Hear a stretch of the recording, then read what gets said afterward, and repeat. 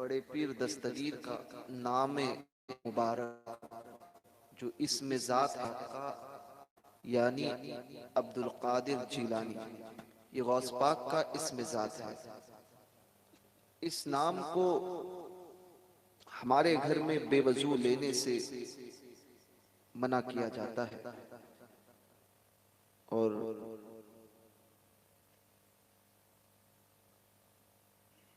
यानी या अब्दुल कादिर जीलानी ये नाम हमारे घर में जिस बच्चे का नाम भी अब्दुल कादिर होता है तो ये कहा जाता है कि उसका नाम बेवजू न लिया जाए, कि हमने अपने बाप दादा से, अपने बुजुर्गों से, अपने खानदानी रिवायत बयान करता हूँ, सुना है कि जो गौस पाक का ये नाम अब्दुल कादिर नाम बेवजू लेने का आदी होगा, डर है कि उसका खात्मा ईमान पर ना हो, डर है। और फिर ये तो मैंने अपने खानदान की रिवायत बयान की, मगर ये था कि बाप दादा से ये बात सुनते आए हैं, इससे मिलती हुई कोई रिवायत मिल जाती तो इसको मजबूती हासिल होती। तो मेरी नजर हजरत मुहियुद्दीन अब्दुल कादिर अरबीली रदी अल्लाह तबारक व तआला अन्हु की किताब तफहीरुल खातिर फी मनाकिब शेख अब्दुल कादिर, इस पर पढ़ी तो ये किताब में मैंने इसमें देखा कि आप हज़रत मुहियुद्दीन अब्दुल कादिर अरबीली फरमाते हैं कि हमने अपने बुजुर्गों से सुना कि जो गौस पाक का इसमें ज़ात यानी अब्दुल कादिर ये नाम बेवजू लेने का आदी होगा, तंगदस्ती उसका मुकद्दर बन जाएगा, परेशानियों में घिरा हुआ रहेगा जो इस नाम को बेवजू लेगा। तो इस बात से हमने अपने खानदान की उस रिवायत की तायीद हासिल की कि जो बेवजू ले नाम तो वो तंगदस्त और परेशान हाल हो जाए और उसके रोजगार में कटौती कर दी जाए। तो इसका जो आदी होगा कि हमने एक रिवायत एक बुजुर्ग से जो गौस पाक की औलाद में थे उनसे सुनी और फिर इससे मिलती हुई रिवायतों को देखा।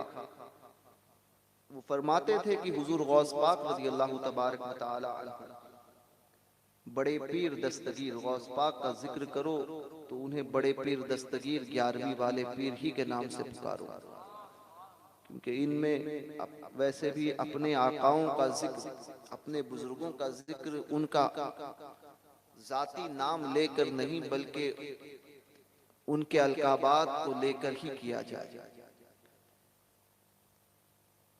यानी किसी आम बुजुर्ग का जिक्र भी आप करो तो असल नाम ना लिया करें, बल्कि जो जिस लक़ब से उन्हें याद किया जाता है उस लक़ब से उन्हें याद करें।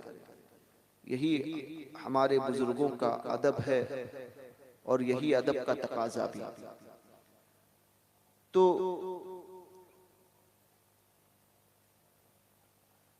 हुजूर गौस पाक रज़ी अल्लाह तबारक व तआला अन्हु बड़े पीर दस्तगीर एक मर्तबा कुछ लिख रहे थे, छत पे से एक चूहा गुजरा, चूहे के गुजरने की वजह से छत पे जो मिट्टी थी वो तहरीर पर गिरी,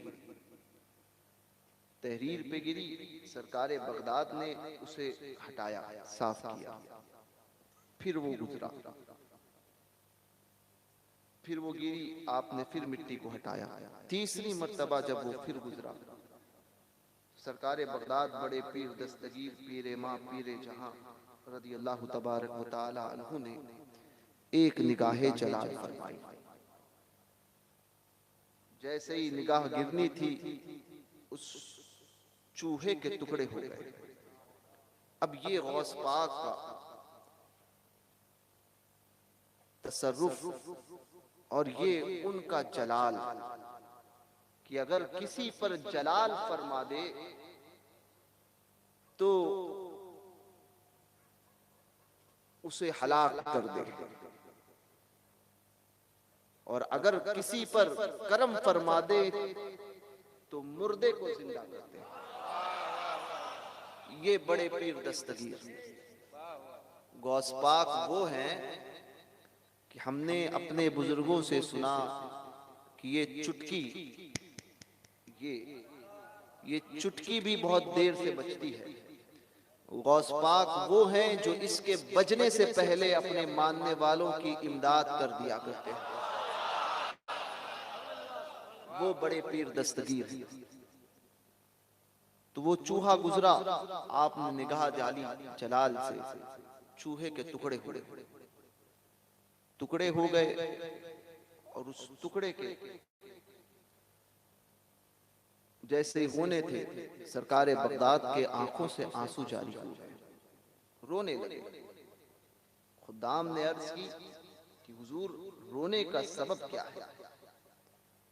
आपने फरमाया, मैं इसलिए नहीं रो रहा कि चूहा मर गया है, मैं इसलिए रो रहा हूं कि आखिरी दौर में, आखिरी जमाने में एक जमाना ऐसा आएगा कि लोगों के सामने मेरी करामतों का जिक्र होगा, और लोग मेरी करामतों का इनकार करेंगे। तो जो मेरी करामतों का इनकार करेगा, ये कैसे हो सकता है, ये कैसे कर लिया, अल्लाह तबारक व तआला उसके ईमान के भी इसी तरह टुकड़े कर देगा। ये बड़े पीर दस्तगीर, पीरे माँ पीरे जहां है कि अल्लाह तबारक व तआला ने वो मकाम अता फरमाया हुजूर गौस पाक को। आला हजरत ने यूं ही नहीं तहरीर फरमाया कि शाख पर बैठकर जड़ काटने की फिक्र में हो, कहीं नीचा ना दिखा दे तुझे शजरा तेरा, और इब्ने ज़हरा को मुबारक हो अरूसे कुदरत, कादरी पाए तसद्दुक मेरे दूल्हा तेरा। और एक जगह पर मेरे आला हजरत यूं तहरीर फरमाते हैं,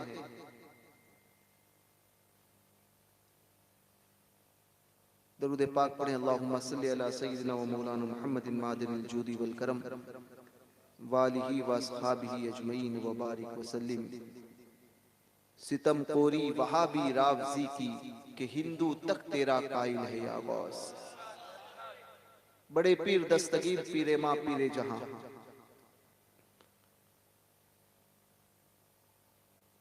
हजरते बड़े पीर दस्तगीर के मामलात वो हैं कि जो नवाजने पर आते हैं तो ऐसा नवाजते हैं कि पुश्तों को नवाजते हैं। हमने माजी करीब में ऐसे ही बाप बेटे को नवाजने वालों में देखा गया कि एक दो नहीं बल्कि पुश्तों को गौस पाक ने नवाजा।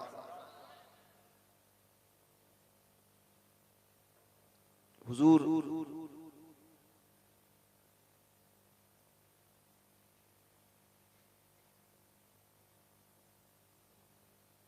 ताजुश शरिया बदरुत तरीका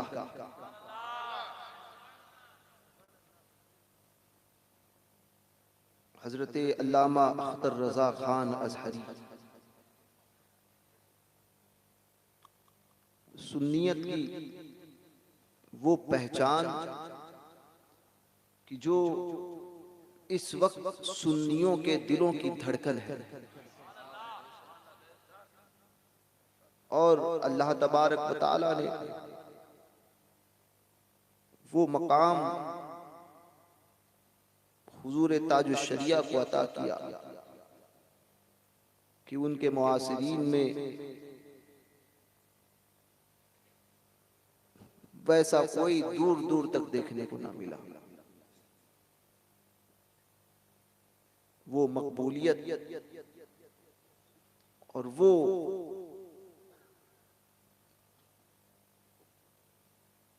लोगों के दिलों पर आपकी हुकूमत। हजरत की विसाल से पहले एक मुफ्ती साहब ने हुजूर गौस पाक को ख्वाब में देखा था। गौस पाक से पूछा था कि हुजूर आप हुजूर ताजुश शरिया का मामला क्या है? गौस पाक ने फरमाया था कि ताजुश शरिया का अख्तर रजा का मामला उरूज पर है, और फिर उसकी वजह फरमाते हैं गौस पाक, वो इसलिए कि उसके दादा अहमद रजा ने मेरी बड़ी तारीफ की है।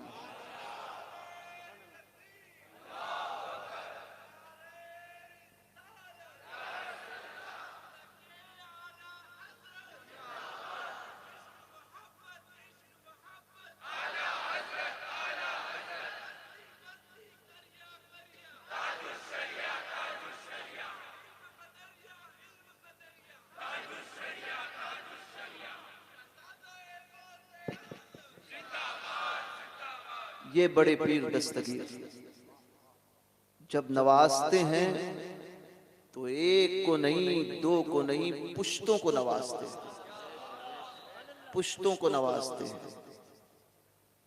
आला हजरत ने तारीफ की,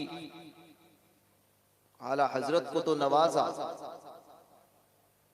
बेटे को भी नवाजा, पोते को भी नवाजा, पर पोते को भी नवाजा। ऐसा नवाजते हैं हुजूर गौस पाक।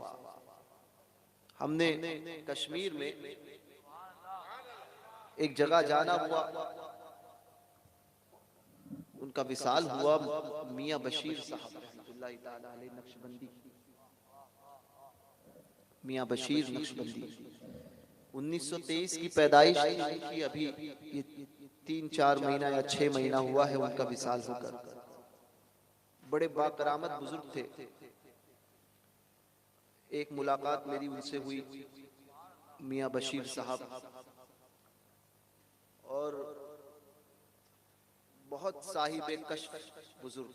मैंने बहुत कम बुजुर्गों को ऐसा देखा कि जिनकी बारगाह में जो बात दिल चाहता था उससे पहले वो बोलते।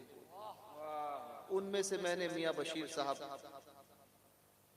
को देखा, सिलसिले नक्शबंदिया से ताल्लुक रखते थे और बड़े पाबंद थे, और अकीदे के एतबार से कट्टर बरेलवी थे, कट्टर बरेलवी। और बंदे को होना भी ऐसा चाहिए, सिलसिले से किसी भी मुरीद हो, मगर अकीदे की जहां बात आए तो वो कट्टर आला हजरत टनाटन ऐसा होना चाहिए, समझे? वो पीपीएस सुन्नी नहीं होना चाहिए, समझे? कि घंटी आए तो घंटियों को भी सही बोलते नहीं, समझे? तो ये भी सही, वो भी सही, इसके भी पीछे चलना है, उसके भी पीछे चलना है ना। सुन्नी कौन? सुन्नी वो होता है जो ये कहे सब गलत एक सही। ये सुन्नियत की पहचान, सब गलत। तो बोले कैसे? मैंने कहा सब गलत। कहने लगे कैसे सब गलत हो सकते हैं? मैंने कहा हाँ, सुन्नी तो वही होता है जो कहेगा सब गलत, सिर्फ सही वो अहले सुन्नत व जमात। कहा कि आप सबको गलत कहते हो? कहा हाँ सबको गलत। मैंने कहा सबको गलत नहीं कहते, जो गलत होगा उसको गलत कहते हैं। बोले दलील क्या है? मैंने कहा कलमा बताता है, कलमा बताता है। कलमा क्या? कलमा बताता है, कलमा बताता है ला इलाहा, नहीं कोई माबूद, सबकी नफी कर दी उसने सिवाय अल्लाह। ये मिजाज हमें कलमा तौहीद ने दिया है कि सबको गलत कहो, एक को सही कहो। तो एक सही वो अहले सुन्नत व जमात है, बाकी कोई भी इसके मुकाबले आएगा, देवबंदी हो, राफजी हो, आज का नाम निहाज शिया है, या वो मुजावरी के भेष में मुजावर अपने आप को बुजुर्गों की बारगाह का मुजावर कहकर जो है वो राफजियत फैलाने वाले वो नीम कुत्ते राफजी हो, समझे? या ये कहे कि हम फलां बुजुर्ग की बारगाह में, ख्वाजा के बारगाह में खिदमत करते हैं, तो ये दलील नहीं होती। दलील वो होती है कि अगर यही दलील मानी जाएगी कि हम तो फला बुजुर्ग की बारगाह में हैं, तो 360 तो मक्के में भी रखे गए थे, 360 तो मक्के में भी थे। तो ये नहीं होता है। हक तो ऐसा होता है कि वो देखता है ख्वाजा साहब की नाम, ख्वाजा साहब की आस्थाने पर होने वाला, उसके सही होने की दलील नहीं है ख्वाजा साहब के अकीदे पे होना सही होना दलील है। गरीब नवाज का अकीदा होना चाहिए, जो अकीदा गरीब नवाज लेकर आए थे ना, वो अकीदा होना चाहिए। और गरीब नवाज का अकीदा था दमादम मस्त कलंदर अबू बकर का पहला नंबर, ये अकीदा गरीब नवाज देकर आए।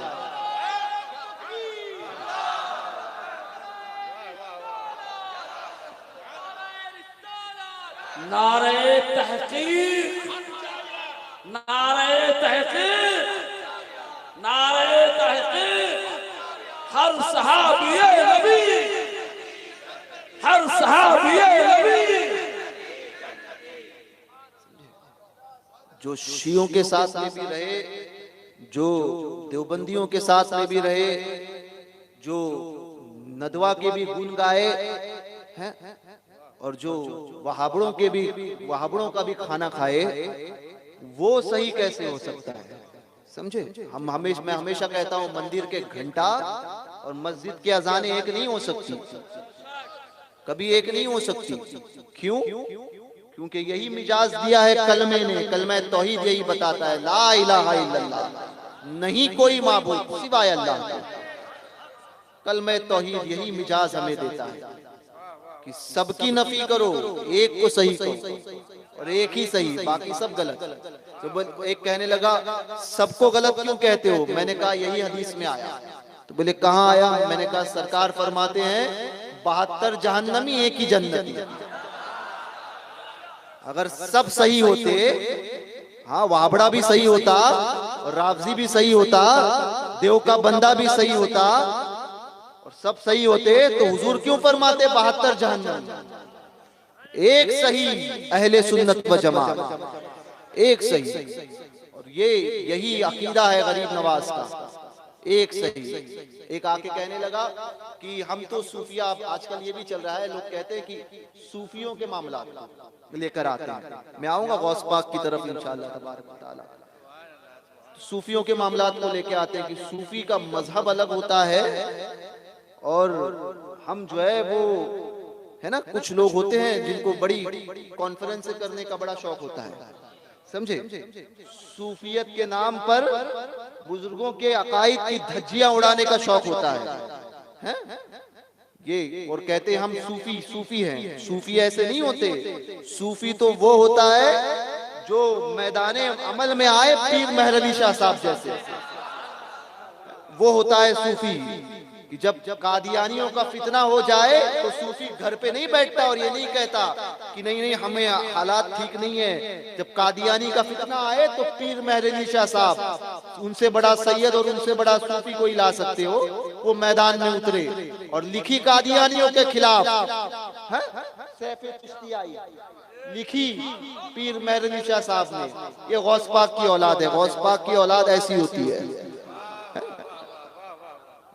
जब रावजियों का मामला आया तो पीर साहब ने कलम उठाया। कोई कहता है ये मौलवियों का झगड़ा है, मैंने कहा मौलवी और ये सूफी इससे दूर रहते हैं। मैंने कहा पीर मेहर अली शाह साहब जैसा सूफी तुम लाओगे? पीर मेहर अली शाह साहब, रावजियों का मामला आया, शियों का मामला आया तो किताब उठाते हैं और किताब कलम उठाते हैं और किताब तसनीफ फरमाते हैं। उस किताब का नाम रखा आपने तस्फिया मा बैना सुन्नी व शिया। वो किताब लिखी, पढ़ो पीर साहब को, पढ़ो सूफी कैसे होते हैं, समझ में आएगा। जिनके अंदर कादरियत और चिश्तियत दोनों का संगम बैक वक्त नजर आता है। नसबी एतबार से पीर मेहर अली शाह साहब रहमतुल्लाह ताला अलैह कादरी है, गौस पाक की औलाद है, और सिलसिले तरीकत के एतबार से चिश्ती है। दोनों का संगम है। मैंने कहा पीर साहब से बड़ा है तू, देख लो। आइए आगे चलिए। हज़रत शेखुल मशाइख अली हुसैन अशरफी मियां की चौचवी रहमतुल्लाह ताला अलैह, शेखुल मशाइख अली हुसैन की चौचवी रहमतुल्लाह ताला अलैह, मेरे आका नेमत, उनको उठाकर देखो। उनसे पूछा गया हुजूर आपका अकीदा क्या है? फरमाते हैं मेरा अकीदा शरीयत और तरीकत में वही है जो बरेली के इमाम अहमद रजा का है।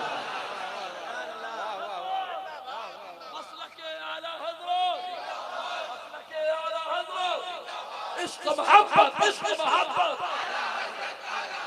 इश्क मोहब्बत, इश्क मोहब्बत। पीर साहब तो ये अकीदा देते हैं, समझे, मगर वो होना, उसके लिए पीर होना भी तो जरूरी है ना। जो कोई पैर हो और पीर कहलाए तो क्या कहे, समझे, क्योंकि दोनों लिखने में एक जैसे हैं, समझे। अब ये पढ़ने का फर्क है, समझे। तो वो ऐसे पीरों ने कहा, तो मैंने कहा उन पीरों की माने या तेरी जैसे पीरों की माने, जो अहले सुन्नत के अंदर घुसकर अहले सुन्नत के अकायद की धज्जियां उड़ा रहे हैं। सुन्नियों ऐसों से होशियार रहो, बिल्कुल होशियार रहो। ये नहीं कि आ गए आंख बंद करके पीछे किसी के भी पीछे चले गए, ये नहीं होता है। बुजुर्गों का दामन थामने से मुराद ये है कि जो उन्होंने कहा है उसको भी अपनाया जाए, समझे, जो उनका अकीदा था उसको अपनाया जाए। ये नहीं कि बुजुर्गों का नाम ले लिया और अकीदे में उनके मुखालिफ काम किए जाए, क्योंकि आजकल ऐसे पीर भी आ रहे हैं और ऐसे लोग भी अपने आप को लॉन्च कर रहे हैं कि जो अहले सुन्नत की आड़ में सुन्नियत का दावा कर कर बातें पिलाते हैं राफजियत की और बातें पिलाते हैं खारजियत की, जाम पिलाते हैं वहाबियत का। तो ऐसे तमाम से होशियार रहो। मेरे इमाम ने कहा था, सूना जंगल रात अंधेरी, छाई बदली काली है, सोने वालों जागते रहियो, चोरों की रखवाली है। इन बातों से होशियार रहो। ये नहीं कि किसी के पीछे आ गए कोई चले गए ना, उससे पहले 10 मर्तबा सोचो कि देखो अकीदे में कैसा है, अकीदे में कैसा है। अकीदे में अगर वही अकीदा वो पेश कर रहा है जो 1400 साल से हमारे बुजुर्गों ने दिया है, वही अकीदा जिसे इस दौर में हम मसलके आला हजरत के नाम से याद करते हैं, अगर वही अकीदा देता है और वही बात बताता है तो अपने सर आंखों पर रखो। उस अकीदे के खिलाफ कोई भी बात करेगा तो उसे अपनाया नहीं जाएगा। ये अहले सुन्नत, यही अहले सुन्नत की इम्तियाजी शान है कि वो ये नहीं देखती कि सामने कौन है। शरीयत तो वो एक मुकद्दस ऐसी तलवार है कि जो नहीं हसब और नसब किसी को चीज को नहीं देखती। उसके गर्दन के नीचे जो भी, उसकी जद में जो भी आएगा, उस तलवार के नीचे जो भी आता जाएगा उसको काटती चली जाएगी। ये शरीयत है, तो शरीयत मुताहरा। तो हुजूर गौस पाक तो ये मामला चलते हैं। लोग कहते हैं सूफियों का मामला अलग होता है, सूफी अलग होते हैं। मैंने कहा सूफी को तूने समझा ही नहीं है। गौस पाक से बड़ा सूफी कौन हो सकता है? बैक वक्त ऐसे सूफी और बैक वक्त ऐसे आलिम दीन कि अपने दिन में एक दिन में तारीख पढ़ो, गौस पाक को पढ़ो। जाहिलों ने पढ़ा नहीं और इन पीरों ने गौस पाक को गलत पेश किया।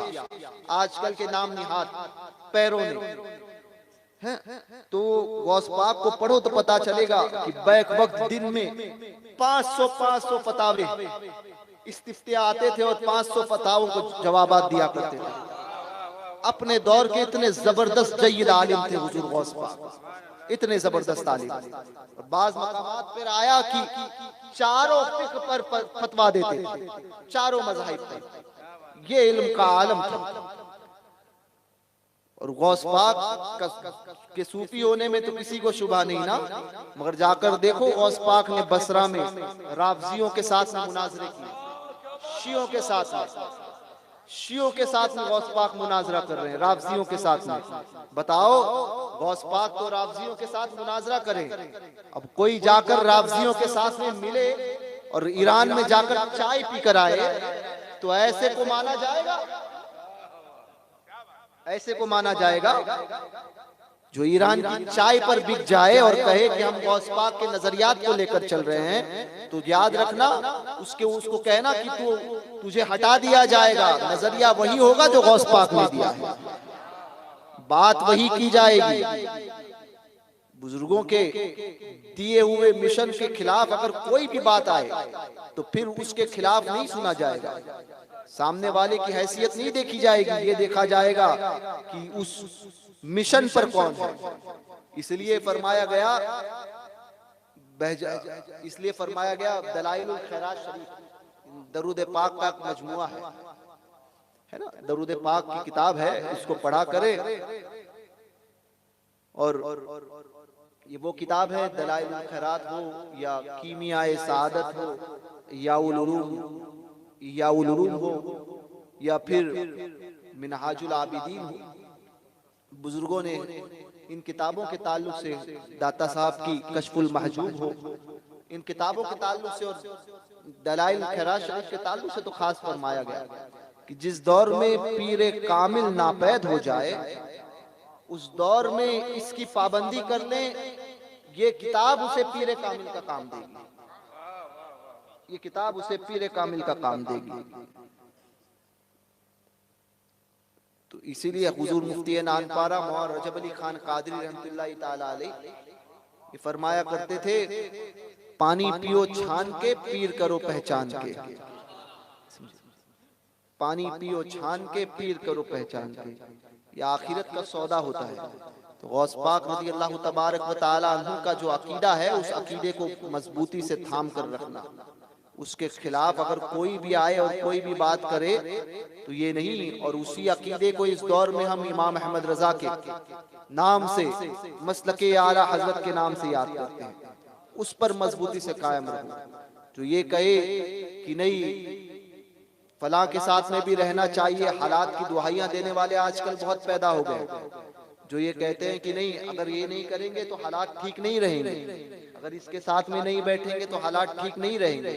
मैंने कहा इस्लाम की फिक्र करना तू छोड़, सबसे पहले फिक्र इंसान अपनी करे, उसकी फिक्र करना छोड़ दे जिसका जिम्मा, जिसकी हिफाजत का जिम्मा अल्लाह ने लिया। इस्लाम की फिक्र करना छोड़ दे। ये उस वक्त भी सरबलंद था और उस वक्त भी इज्जत पा गया था जिस वक्त 313 था, समझे। अब तो करोड़ों हैं। तो अल्लाह तबारक व तआला ने उस वक्त भी इस्लाम ही को इज्जत अता की जब 313 था। तो इस्लाम की फिक्र करना छोड़ दो, फिक्र अपनी कर ले कि हमारे हाथ में क्या आएगा और हमें क्या करना है। बाकी लोग जो है वो चौराहे पर अक्सर बैठ कर चुस्कियां लेते हैं चाय की और फिर कहते हैं वो लोग, और ऐसे लोग ऐसे अपने आप को पीर कहलाने वाले पैदा हुए कि जो ये कहते हैं कि नहीं नहीं हमें इस्लाम के ताल्लुक से लोगों को जो है वो जोड़ना है क्योंकि हमारा मुकाबला गैरों के साथ है। मैंने कहा वहाबियों को तुम गैर नहीं समझते हो, मुर्तद जो है वो कुफ्र का आखिरी दर्जा है, कुफ्र का आखिरी दर्जा है मुर्तद, ये गैर नहीं है, ये तो उससे ज्यादा मुजीर है। इमाम अहमद रजा ने क्यों नदवा की मुखालिफत फरमाई थी। और सरकार नूरी मियां को मैं आज पढ़ रहा था, मुफ्ती साहब नदवतुल उलमा के रद में हुजूर नूरी मियां ने आला हजरत को एक खत लिखा जिसके अंदर सरकार नूरी मियां लिखते हैं कि आप फरमाते हैं कि नदवा के साथ में कोई ये कहे, नदवा ये कहता है कि मसलियत के तहत हमें एक होना चाहिए, यानी वहाबी देवबंदी नदवा जो है आज से 100 साल पहले इसीलिए उठा था कि सब एक होना चाहिए। सरकार नूरी मियां ने आला हज़रत को खत लिखा और फरमाया ये मसलियत के नाम पर लोगों को एक करना ये तो उसके शिद्दत को मार देना है, अपने आप को खत्म करना है और अपने हक को बातिल में मिलाना है। नूरी मियां ने आला हज़रत को खत लिखा है, फरमाया कि इसका रद्द करो। तो ये मारेरा मुताहरा से उसका रद्द, तो और भी बहुत से बुजुर्गों ने उसका रद्द किया। तो ये बता दिया कि बदमजहब देवबंदी हो, वहाबी हो, रावजी हो, खारजी हो, कोई भी हो, सुन्नियों का उसके साथ में कोई ताल्लुक नहीं हो सकता, समझे। सुन्नी तो वो होता है जो अपने सरकारों पे भरोसा करता है, समझे, सरकारों पे भरोसा करता है। एक आके कहने लगा कि आप जाएंगे एमपी में तो आप किसी के खिलाफ बोलना नहीं। मैंने कहा मैं किसी के खिलाफ नहीं बोलता, उसके खिलाफ बोलता हूं जो मुसलमानों के खिलाफ में खड़े हो जाता है। हमने कहा हमने सुन्नी के खिलाफ कभी नहीं बोला, क्योंकि वो हम अपनों के खिलाफ नहीं बोलते। जो आएगा अहले सुन्नत के मुकाबले में, जो इस्लाम के मुकाबले में आएगा, वो चाहे हुकूमत हो है या उसके दल्ले हो या फिर वो जो अहले सुन्नत के आड़ में गैरों का जो है वो जाम पिला रहे हैं, उन सब के खिलाफ हम बोलेंगे। अहले सुन्नत के मुकाबले में जो भी आएगा हम उन सब के खिलाफ बोलेंगे। डरते डर नहीं लगता, मैंने कहा डरते सिर्फ अल्लाह से, डरते सिर्फ अल्लाह से। हमने जिन बुजुर्गों का दामन थामा है ना, उन बुजुर्गों ने हमें यह दर्स दिया है कि उन्होंने हमें बता दिया है कि अहमद रजा के बेटे मुस्तफा रजा का फतवा नहीं बदलेगा, हुकूमत का अगरचे बदलना पड़ेगा। हमने यही सीखा है कि ये बीजेपी हो या कोई भी हो, ये आज आई है कल चली जाएगी, समझे। दीन मोहम्मदी कभी बदला है ना बदलेगा, वो वही रहेगा। जो इसके मुकाबले में आएगा हर एक बदलता जाएगा, इसके मुकाबले में कोई नहीं टिक सकता।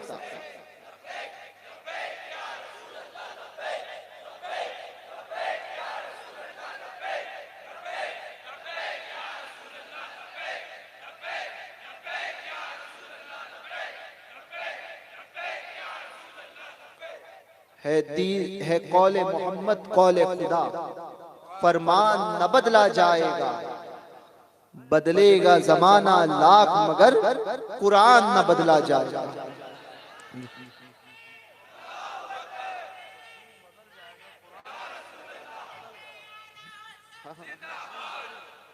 अभी एक हाल में एक हिजड़ा आया पैदा हुआ था, समझे। हमने जिसका नाम था यही अहले सुन्नत के लिबादे में वसीम रिजवी है, और कई लोग आए थे। पहले तो रावजी तो उसके साथ में थे। जब रावजी ने देखा कि अपने हाथ से निकल रहा है तो पल्ला झाड़ते हैं, समझे। तो ऐसे लोग भी, तो जैसे वो हिजड़े पैदा हुए थे, इनकी माओ ने दूध नहीं पिलाया है ना। अच्छा, उसने वसीयत भी की जहन्नम की आग से पहले दुनिया की आग में जलाया जाए, समझे। और अनकरीब वो होगा, और खुदा करे कोई आशिक रसूल पैदा हो जो उसे कैफ और किरदार तक पहुंचाए।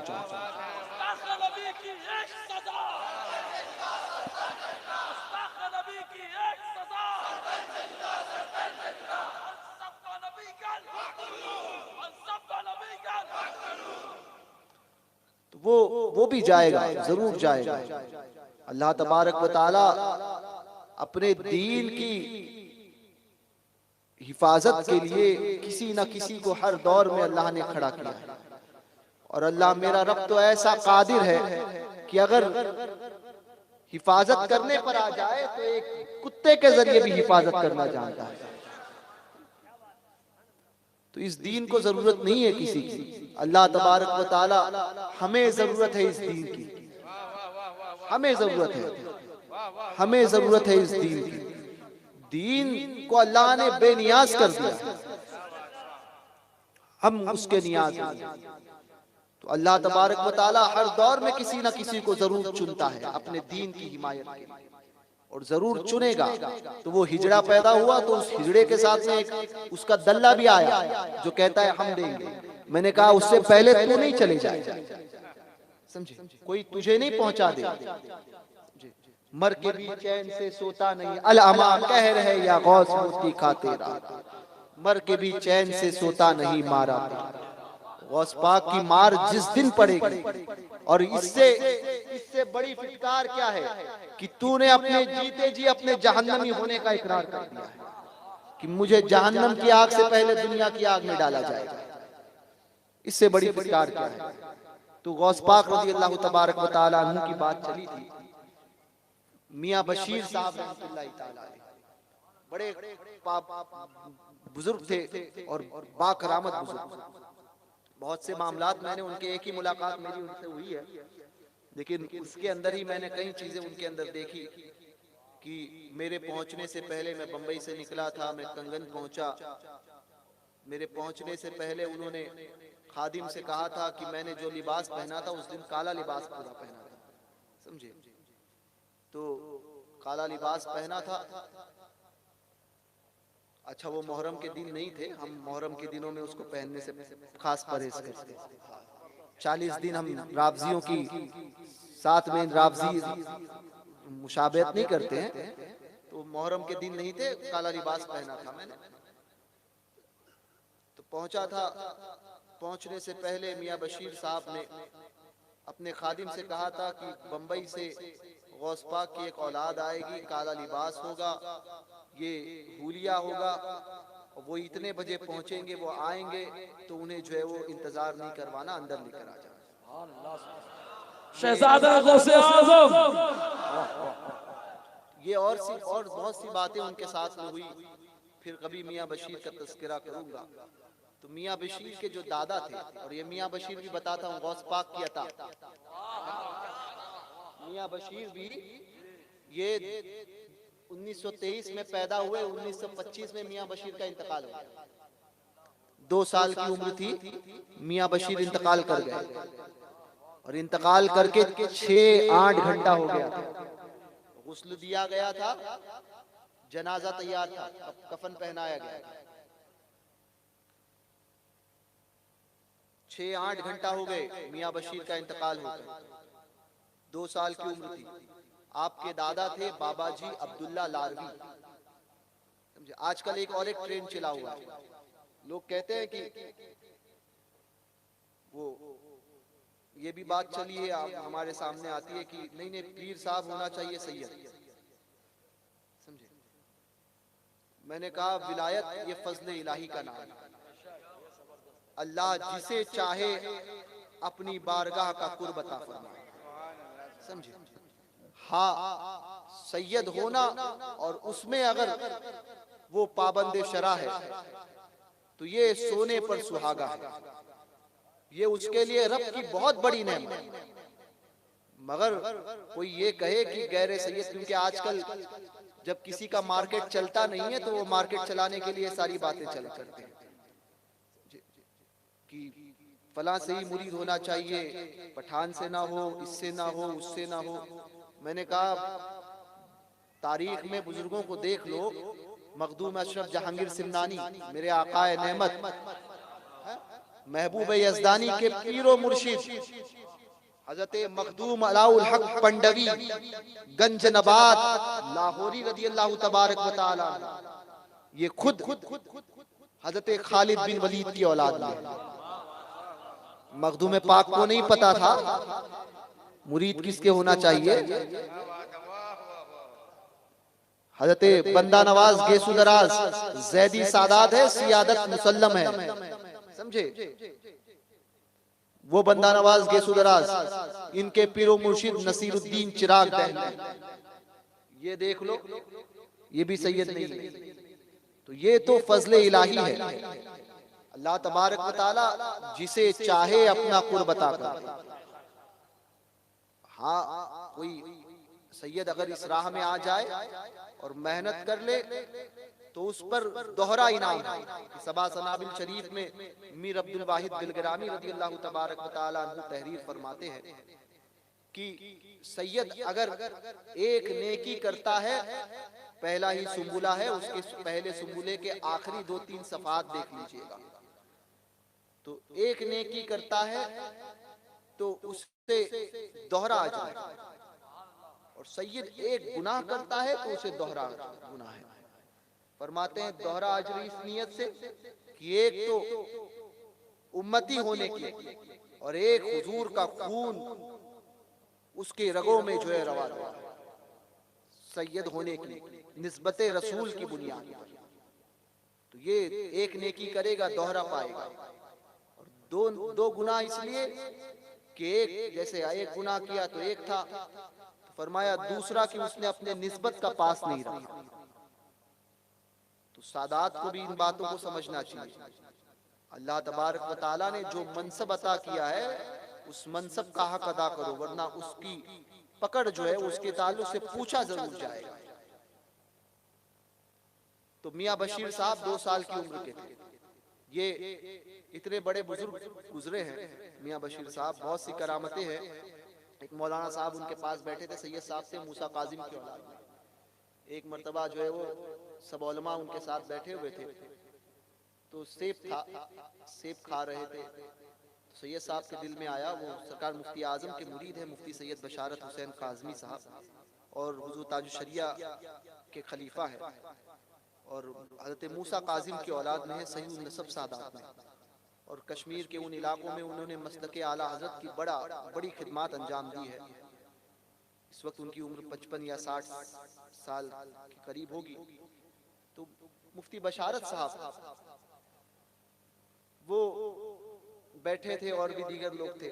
तो सेब था, मियाँ बशीर जो है वो सेब सबके हाथ में दे रहे थे। एक सेब बड़ा लाल था, तो इन्होंने दिल में ख्वाहिश की कि अगर मियाँ बशीर अल्लाह के वली है तो ये सेब जो है मुझे दे दे। अब मियाँ बशीर ने वही सेब उठाया, अपने हाथ में लिया, देखा। देखने के बाद सैयद साहब की तरफ इशारा करते हैं और सैयद साहब से कहते हैं, सैयद साहब ख्वाहिश तो आपकी है, आप रख लीजिए।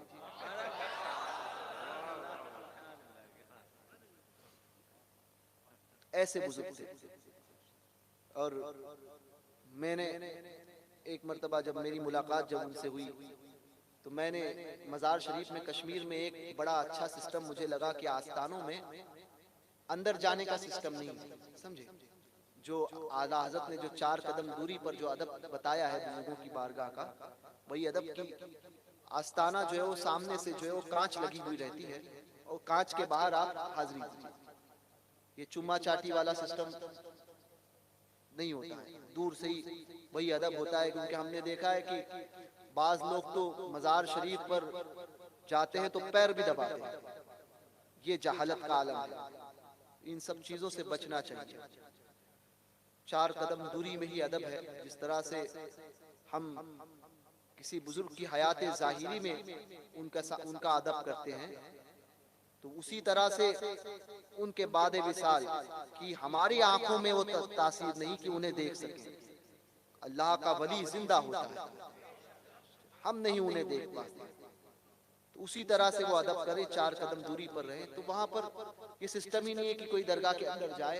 आस्थाने के बाहर कांच का दरवाजा होता है, बस वहीं से बहुत कम लोग जो है वो, या चादर कभी बदलना होती है तो अंदर जाया जाता है। मैं हाजिरी दिया वहां पर, खादिम जानते नहीं थे। खादिम से मैंने कहा कि मुझे अंदर जाना है, तो बड़ा नकचरा था वो खादिम। कहने लगा कि अंदर काहे कर जाना है, यहीं से फातिहा पढ़ो। वो जानता भी नहीं था।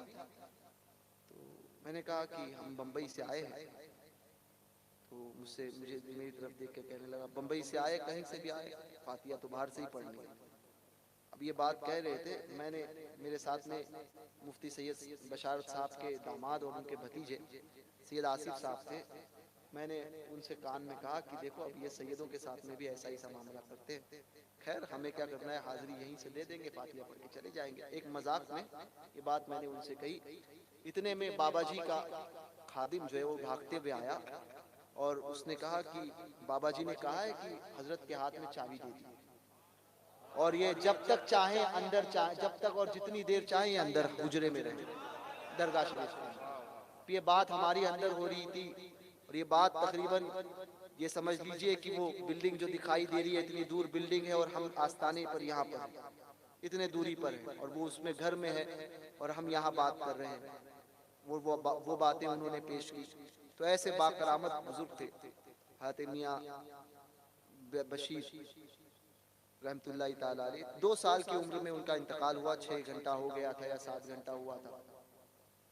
कफन वगैरह पहना दिए थे। चूंकि आपके दादा थे मियाँ जी अब्दुल्ला लारवी, या उनको भी बाबा जी अब्दुल्ला लारवी कहते थे, तो वो मुराकबे में थे, बंद कमरे में मुराकबा करते थे। तो लोगों का, घर वालों का ये था कि बाबा जी जब अपनी मज़ार, अपने मुराकबे से बाहर आएंगे, हुजरे से बाहर आएंगे, तो हजरत जनाजा पढ़ा लेंगे। खैर, 6 घंटे बाद या 7 घंटे बाद बाबा जी अब्दुल्ला लारवी अपने हुजरे से बाहर आए। मुराकबे से जब बाहर आए, हुजरे से बाहर आए, हुजरे से बाहर आने के बाद में गौस पाक की अता देख लीजिए। ये हुजरे से बाहर आने के बाद में आपको इत्तला दी गई कि हुजूर, आपका एक पोता और उसका इंतकाल हो गया। आपने कहा ऐसे कैसे हो गया? ये कहकर कहा कि अच्छा ठीक है, लाओ। जनाजा हाथ में लिया, हाथ में लिया और कमरे में चले गए, हुजरे में फिर चले गए और कहा कि जब तक मैं ना आऊं कोई भी हुजरे को दरवाजे पर दस्तक नहीं देगा। दरवाजा बंद कर दिया। अब फिर 6 या 8 घंटा अंदर रहे, तकरीबन 6 या 8 घंटा अंदर। अब सब हैरान कि 14-15 घंटे बच्चे को इंतकाल कर गए, हो गया और अभी तक आए नहीं है। 8 घंटे बाद या 6 घंटे बाद जब बाबा जी अब्दुल्ला लारवी ने दरवाजा खोला है तो अपने 2 साल के पोते को उंगली पे ऐसे उंगली पकड़े हुए पोता जो है वो चलते हुए बाहर आ रहा है। अब देखिए गौस पाक, जिंदा बच्चा, जो बच्चा मर गया था और जिसको मर के 15 घंटे हो गए थे, वो बच्चा लेकर आ रहे हैं और कहा कि ये 92 साल की उम्र पाएगा और अगर 92 साल इसने पूरे कर लिए तो 100 साल से ऊपर 120 के अंदर इसकी उम्र होगी। तो 100 साल के ऊपर जो है वो उर्दू एतबार से बाबा जी ने पूरे किए थे और कश्मीर में जो कैलेंडर चलता है उस कैलेंडर से 120 हो गए। बताइए, तो ये वो ऐसे बुजुर्ग। पूछा कि हुजूर ये कैसे हुआ? फरमाया पोता तो मर गया था, गौस पाक की बारगाह में लेकर गया था, गौस पाक की बारगाह में लेकर गया था। कहा कि हुजूर फिर ये मैंने कहा ना, ये गौस पाक की बारगाह में तो ये होता है, इससे पहले ये भी बहुत लेट बचती है। गौस पाक इससे पहले जो है मदद फरमाए। वक्त इसलिए लगा कि हुजूर गौस पाक की बारगाह में बहुत से औलिया कामिल और सब अपनी अपनी फाइलें लेके हुए हाजिर थे, सब अपने अपने मारूजात लेके हुए। तो मेरा नंबर आने में 6 घंटा लगा था, बच्चा तो एक पल में जिंदा हुआ। ये जो वक्त हुआ है, ये जो वलियों की जो लाइन लगी थी, कतार लगी थी, उस कतार को पार करने के लिए कि एक एक की फाइल गौस पाक की बारगाह में जा रही थी, तो वो फाइल देख तो वो बच्चा तो एक लम्हे में जिंदा हुआ। तो कतार लगी, उस कतार लगाने के लिए तो बाबा जी अब्दुल्ला लारवी रहमतुल्लाह तआला, ये जब ये पाकिस्तान में रहते थे, समझे, पाकिस्तान में जो पुराना आजाद कश्मीर है, अल्लाह ताला हमारे कश्मीर को ही पूरा आजाद करे गौस पाक के। तो आजाद कश्मीर में रहा करते थे। तो उस कश्मीर से जब आपके पीरो मुर्शिद ने आपको कहा कि आपको लार शरीफ, ये सोनमर्ग के रास्ते में, कश्मीर से सोनमर्ग के रास्ते में आता है कंगन, कंगन से लार, तो आपको वहां जाना है और वहां पर सुकूनत इख्तियार करनी है। ये पहुंचे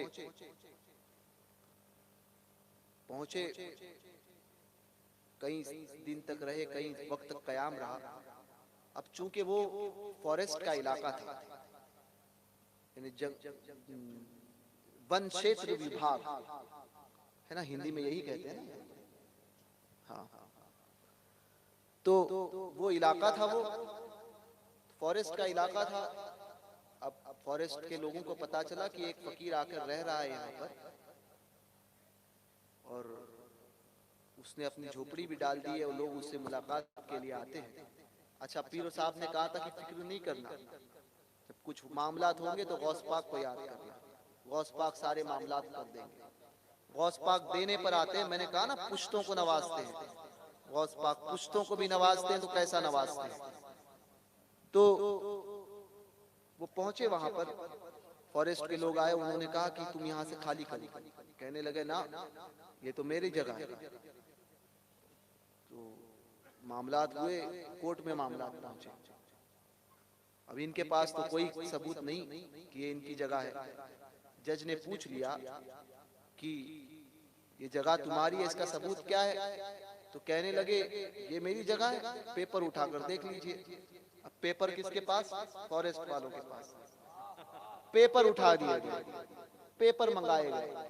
अब पेपर जज खोलकर देख रहा है, गौस पाक देने पर आते हैं, इन्होंने गौस पाक को याद किया। गौस पाक देने पर आते हैं। अब था यही कि अगर मिलता भी तो उतनी जगह मिल जाती जिस पर ये अपनी खानका बनाना चाहते थे। गौस पाक ने दिया, तो होता है ना गौस पाक की अता और आबे हयात का पता, समझे। जब किसी को नवाजने पर आए तो 6 चुल्लू पानी पिलाया है, शाह मुनव्वर अली बना दिया। एक चुल्लू जो है वो 100 साल दे दिए। वजू का बचा हुआ पानी 6 चुल्लू पिया था शाह मुनव्वर अली ने।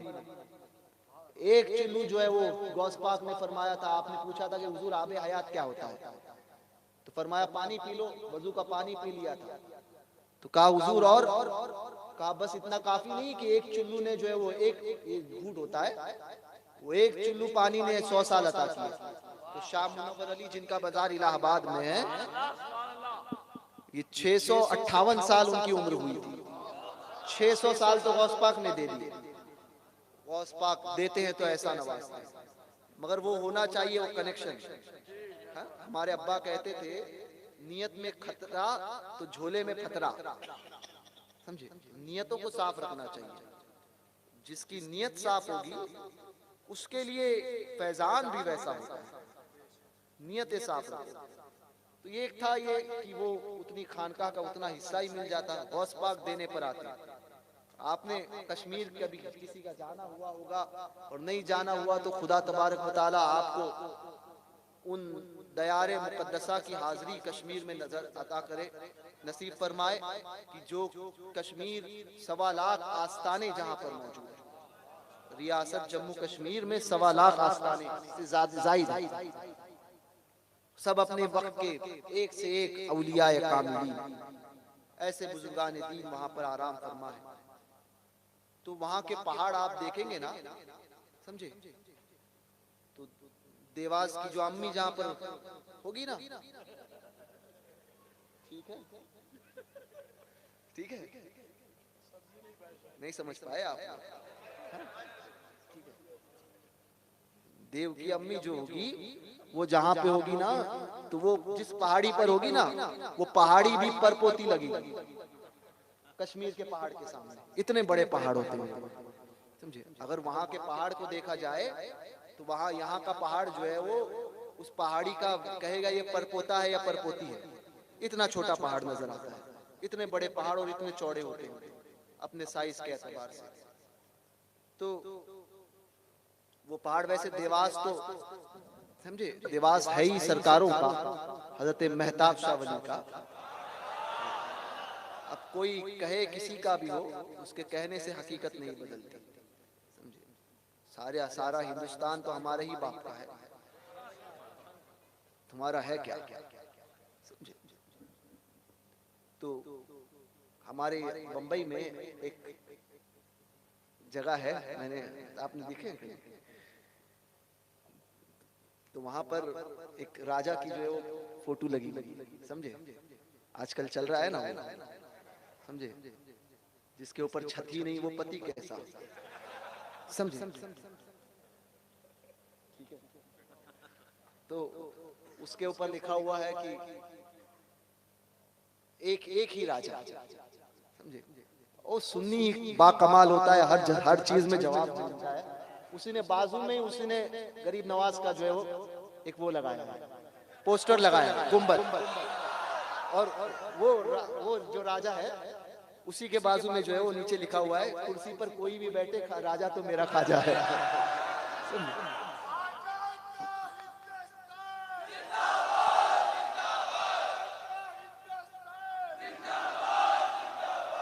दोनों जो है वो बराबर बाजू बाजू में है।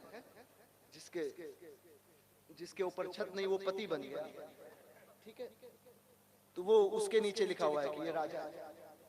तो वहां पर जो लिखा हुआ है कि ये कुर्सी इसी की है, तो बाजू में भी क्या आशिक ने लिख के लगा दिया, गरीब नवाज का बराबर उससे लग के ही ऐसे, कुर्सी पर कोई भी बैठे राजा तो मेरा खाजा है।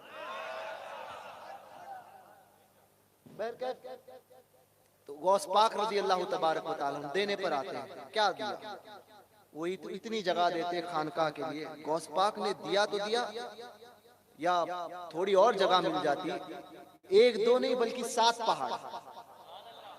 जब फॉरेस्ट वालों ने फाइल खोली तो 7 पहाड़ बाबा जी अब्दुल्ला लारवी के नाम थे। 7 पहाड़, वो बड़े बड़े पहाड़ कि ये भी शर्मा जाएगा, समझे, जितनी अंदर ढसी और भी चली जाएगी। वो इस तरह से बड़े बड़े पहाड़, तो वो 7 पहाड़ गौस पाक देने पर आते हैं तो ऐसा होता है। नागपुर का वाकया, हुजूर गौस पाक रज़ियल्लाहु तबारक व तआला अल-अमा कहर है या गौस, मर के भी चैन से सोता नहीं मारा तेरा। बुजुर्गों का जो गुस्ताख होता है ना, वो सुअर होता है, याद रखना। और इसको हुजूर अच्छे मियाँ ने भी सिराजुल अवारिफ में, सिराजुल अवारिफ की वसाया वल मारिफ में हुजूर नूरी मियाँ ने हुजूर अच्छे मियाँ के हवाले से लिखा है कि जो राफ़ज़ी होगा, जो शिया होगा, वो जब मरता है तो उनकी कब्रों में जाकर देख लो, अगर सुअर ना मिले तो फकीर को फकीर ना कहे। सरकार नूरी मियाँ ने सिराजुल अवारिफ में इस बात को लिखा है। तो सरकार, तो गुस्ताख, जो बुजुर्गों का गुस्ताख होता है ना, वो सुअर ही होता है। सरकार बगदाद रज़ियल्लाहु तबारक व तआला का एक आशिक था जो बड़े एहतमाम के साथ में 11वीं की नियाज कराता था। 11वीं की नियाज कराता था और बहुत एहतमाम के साथ बड़ा लंगर करता था। और मैं आपसे भी कहूंगा कि लंगर जो करते हैं, 10 डेग बनाते हो, कल से अगले साल से 11 बनाना, बंद नहीं करता। मेरे आला हजरत ने उमूर इशरीन में, आला हजरत की एक किताब है, उसमें आला हजरत वो उमूर इशरीन, सुन्नी किसको कहा जाए, सुन्नी कौन, सुन्नी सुन्नी होने के लिए क्या जरूरी है, अकायद कैसे हो। आला हजरत ने वो किताब लिखी, सवालात पूछे गए थे, आला हजरत ने वो 20 पॉइंट्स दिए थे, निकात दिए 20 कि ये 20 चीजें जिसके अंदर है वो सुन्नी है। तो आला हजरत ने उसमें 18वां नंबर पे जो लिखते हैं कि सुन्नी वो है जो 11वीं और 12वीं की नियाज करता हो, 11वीं की नियाज करने वाला हो तो सुन्नी है। तो आजकल एक नए लिखे जाहिल जो है वो आकर कहते हैं, नहीं नहीं, इतने की जरूरत क्या थी, इतनी नियाज करने की, किसी गरीब का जो है घर, गरीब का घर चल जाता। मैंने कहा तू किस लिए बैठा है, तू भी तो कुछ चला, सारे पैसे हमारे नियाजों में से ही लोगे, तुम क्या करोगे। 50 लाख का घर बनाते हो तब याद नहीं आता है 45 गरीब को दिया जाए। 50,000 की नियाज सुन्नी करा दे तो फौरन याद आ जाता है 50 की नियाज कराने की क्या जरूरत थी गरीब को। मैंने कहा गरीब का ध्यान रखने के लिए ना, मैंने कहा ये नियाज जो है वो नियाज भी होगी और गरीब का सुन्नी गरीब का ध्यान भी रखेगा। और तू इतना पिलपिला आ गया तो तू कब देगा। तेरी बेटी के शादी में 15 लाख खर्चा करता है, कभी 14 लाख भी दे गरीब को, नियाज के वक्त क्यों नजर आता है। घर में कुमकुमे लगते हैं तो उसको पेट में दर्द होता है कि नहीं नहीं इतना खर्चा करने की क्या जरूरत है। मैंने कहा इससे वहां भी चिढ़ता है, करो। सुन्नियों 10 डेग करते थे, कल से 11 करना। इमाम हुसैन के 70 बनाते थे, 72 बनाना। नियाज नहीं छोड़ना, नियाज करते रहना। हाँ ये और बात है कि आपको नहज बदलनी पड़ेगी। गोश्त की कर रहे हो चावल में करो, बगैर गोश्त की करो, गोश्त का पैसा किसी गरीब को, किसी मदरसे में दो, किसी कोई मकतब चलाओ उससे, समझे, ये करो। मगर नियाज करना बंद नहीं करो, नियाज होगी, बिल्कुल होगी। और अगर कोई इस पर भी एतराज करता है कि नहीं नहीं ऐसा होना चाहिए, देखो पहले उसकी मंशा क्या है। अगर वो गोश्त खत्म करके बिल्कुल ये आहिस्ते आहिस्ते उसको भी खत्म करना चाहता है तो गोश्त को भी खत्म नहीं करना, उसको भी चालू रखना। पहले देखो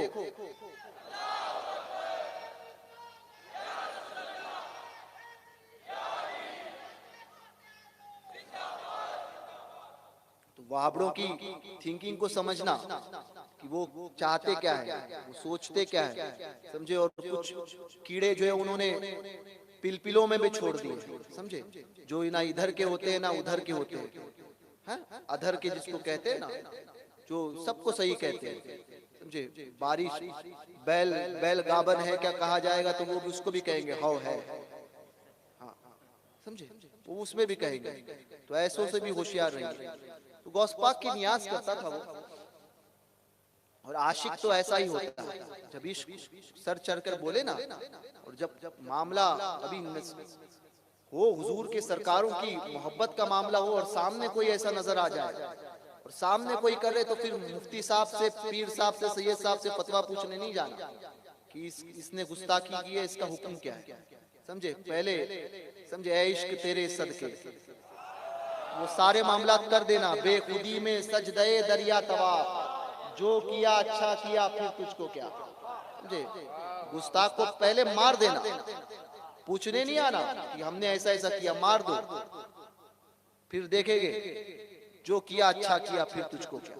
इश्क अपने फैसले लेने में खुद दिलेर होता है, इस बात को याद रखना।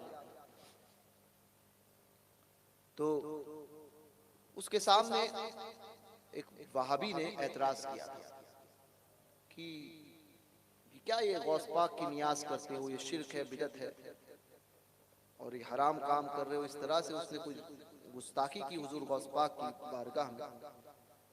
अब नागपुर का वो शख्स जिसको ये बात बर्दाश्त नहीं हुई, गौस पाक की मोहब्बत, वो नियाज बन रही थी और वो पिता कट रहे थे। समझे,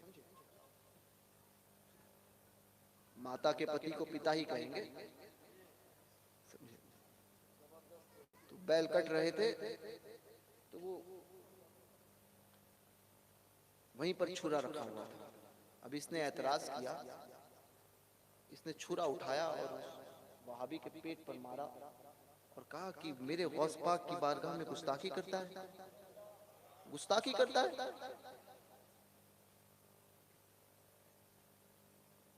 ये कह के उसने वहीं पर दो चार छुरे उसके पेट पर घुमा दिए, पेट खुल गया, वहीं पर वो सारी आंतें बाहर आ गई, वहीं पर खत्म। अब इसको जेल हो गई। अब जेल हुई, जेल में का केस चला कोर्ट में। अब ये था कि फांसी होगी, गवाहों ने गवाही दे दी थी, सारे मामलात हुए। अब ये था उसका मामला आखिर में कि तुम्हें कबूल करना है। एक दिन पहले आखिरी दिन कबूली थी और जज का फैसला था। एक दिन पहले एक दुर्वेश फकीर, एक बुजुर्ग जो है लिबास फकीरी में वहां तशरीफ लाए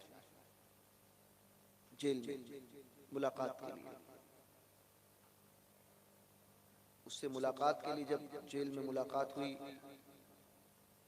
चेहरा उसने देखा, बड़ा रौबदार और बहुत खूबसूरत चेहरा। तो इसने पूछा कि आप कहाँ से आए। फरमाया कि मैं आया हूँ तुम्हारे ताल्लुक से मैंने सुना था कि तुमने फला फला को मारा है, तो तुम्हें डर नहीं लगता। तो उसने कहा डर किस चीज का बाबा जी, डर किस चीज का, मैंने गौस पाक की मोहब्बत में मारा है। तो कहा कि तुम्हें फांसी हो जाएगी। तो कहा कि मैं खुश नसीब हूँ कि मैं गौस पाक की मोहब्बत में मरूंगा। कहा डर नहीं लगता। कहा जो करेंगे गौस पाक करेंगे। गौस पाक रज़ी अल्लाह तबारक व तआला अन्हु जो करेंगे, मुझे इसका कोई है, मुझे ये है कि मैंने अपने गौस पाक की मोहब्बत में उसे मारा। अब मुझे मौत भी आ जाए तब भी मुझे कुछ फर्क नहीं पड़ता, मैंने अपनी जिंदगी कामयाब कर दी। अच्छा, बुजुर्ग जो फकीरी लिबास में थे उन्होंने कहा कि कल जज तुझे पूछेगा, इकरार जुर्म होगा तेरा कि तूने फला फला को मारा है, तो तुम क्या कहोगे। कहा मैं कह दूंगा मार दिया। तो उन्होंने कहा कि तुम ये सिर्फ इतना कह देना कि मैंने एक सुअर को मारा है, मैंने एक सुअर को मारा है। तो कहने लगा कि ऐसे कैसे कह दूं। तो फकीर बुजुर्ग कहने लगे कि मैं जितना कह रहा हूं उतना जवाब दे देना, कह देना मैंने एक सुअर को मारा है। अब वो हैबत थी, तेरी हैबत थी कि हर बुत थर थरा कर गिर गया। मेरे गौस पाक रज़ी अल्लाह तबारक व तआला अन्हु मज़हरे जमाले मुस्तफ़ाई। तो जज के पास मामला पहुंचा, सुनवाई थी, जज ने पूछा कि तुमने फलां को मारा। अब ये कहने वाला था, इसकी जबान से फिर निकला, ना मैंने तो एक सूअर को मारा, मैंने तो सूअर को मारा। जज पूछता है तुमने उसको मारा? कहने लगा मैंने सूअर को मारा है। तो कहा सूअर को मारा है, क्या दलील है? कहा जा चल के देख लो। अब जज के दिमाग में बात आई, उसने कहा कि चलो जाकर देखते हैं। जहां खोदा गया था, जहां उसे दफनाया गया था, उसको जज ने कहा कि खोदा जाए। अंग्रेज के दौर का वाकया, वो खोदा गया। अब खोदा गया, कफन था, कफन हटाया गया तो देखते हैं कि सूअर पड़ा हुआ है। एक सूअर पड़ा हुआ है और सूअर के पेट को खोला हुआ है।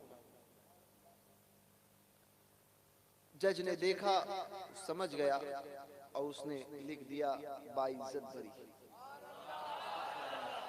जिसको फांसी होना तय था वो बाइज्जत बरी। वो मामला हुआ। अब ये घर पर आया, खुशी खुशी लोग मुलाकात के लिए आने लगे। कहने लगे, कहता था कि सब मेरे गौस पाक का एहसान है। तो उससे पूछा गया कि तूने ये सब कहा था, ये मामलात कैसे हुए? तो उसने कहा कि ऐसे ऐसे एक बुजुर्ग फकीर थे, वो आए थे, उन्होंने ऐसा ऐसा मामला कहा था, मैंने वही कहा। कहा तुमने पूछा वो कहाँ से आए, कौन थे? कहा ना मैंने नहीं पूछा। अब ये लोग वहां पहुंचे। कहा जाकर देखते हैं जेल में। जेल में जा देखा गया कि उस दिन कौन आया था फलां से मिलने के लिए।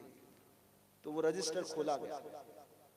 गौस पाक किसी को देते हैं, किसी को अता करते हैं, तो ऐसा अता करते हैं। रजिस्टर खोला गया। रजिस्टर खोला गया तो जो आता है, जिसकी एंट्री होती है ना, जो जाएगा जेल में मुलाकात के लिए, उसका नाम लिखाया जाता है और उसके आगे उसकी दस्तखत होती है। तो रजिस्टर खोला गया तो दस्तखत के आगे, नाम के आगे दस्तखत थी और दस्तखत के पहले नाम था। वो नाम था शेख अब्दुल कादिर जीलानी। फैजान गौसे आज़म, फैजान गौसे आज़म, आशिकाने गौसे आज़म, आशिकाने गौसे आज़म।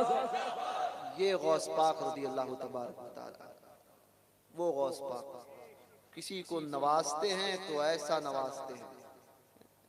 आला हजरत ने यूं ही नहीं फरमाया कि मेरी किस्मत की कसम खाए सगाने बगदाद, हिंद में हूँ, हिंद में भी हूँ तू, हिंद में भी हूँ तो देता रहूं पहरा तेरा, हिंद में भी हूँ तो देता रहूं पहरा तेरा।